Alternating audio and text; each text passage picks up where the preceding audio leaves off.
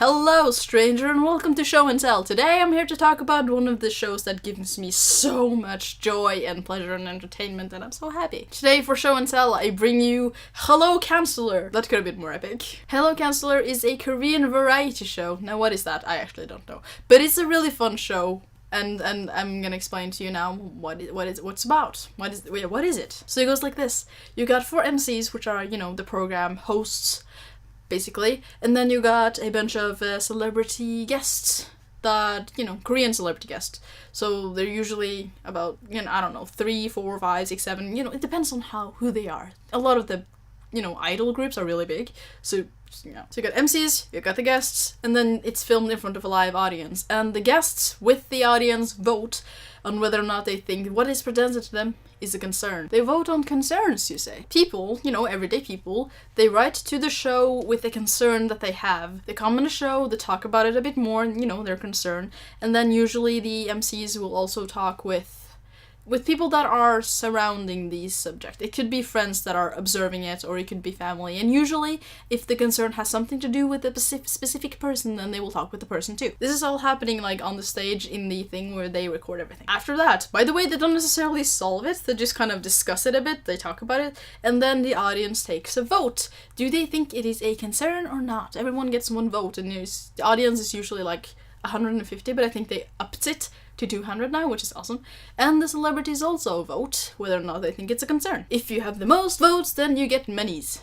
At the end of the show, there are usually 3 or 4 concerns, and the one that has the most votes gets to sit on a pretty chair, and they get monies, and then they go on to the next show, and if they're undefeated for a certain, I think 5 times, then they get lots of money, and then anyone can be the one with the most votes again. Let me just give you a few examples on what kind of concerns that pop up. My roommate eats bugs in front of me, larvae and stuff, and I lost 10 kilos because it made me lose my appetite. My mom, or wife, is extremely obsessed with this K-pop idol. She loves him so much more than she loves me, and she shows him all her attention. Please help, what do? My coworker flicks bugs and has uncontrollable gas, and he doesn't want to stop it. Actually, you know what? Most of these concerns can just be explained real easy with my insert relation is insane. What do? Please help. So if you're wondering why would I watch this show, it sounds so weird, people are insane and weird and they talk about it and then they get money if the thing that is weird enough. Well, have you heard the concerns? It is so funny. The MCs are really funny, and the guests are funny, and the people that come on the show, oh my god, they are so weird. They're so messed up, and it's amazing. It's one of those shows where you just sit there being like, really? Fucking really? You do that?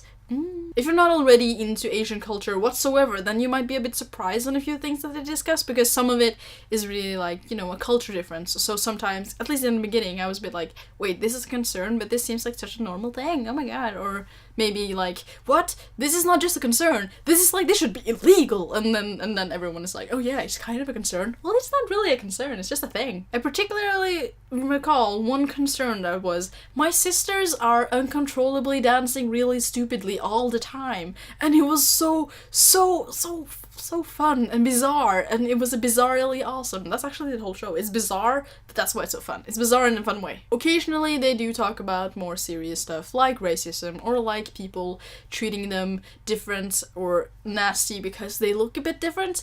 But even then, what's so surprising to me, even then the show doesn't feel like it's being really it's still entertaining. It's still really fun and entertaining, even when it's serious stuff. If you want to give it a try, then I'm gonna recommend the episode with the SNSD TTS group in it, the 3 people from SNSD Girls' Generation, and it was really fun. I'm gonna link it to you in the description. All the episodes are about an hour long, and they're all professionally subbed by the network themselves on their YouTube channel, KBS.